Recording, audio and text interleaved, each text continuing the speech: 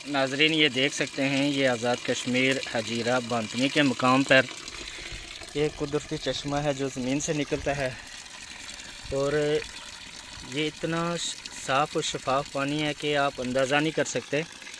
और ये इस चश्मे से जो पूरा गांव है वो सैराब होता है, यहाँ से लोग पानी पीने के लिए लेके जाते हैं।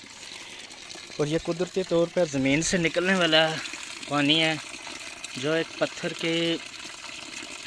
में एक सिल नुमा बनाकर उसको रखा गया है, जिससे पानी बाहर की तरफ आ रहा है। और ये बांतनी के पूरे गांव में जो है ये पानी इस्तेमाल होता है।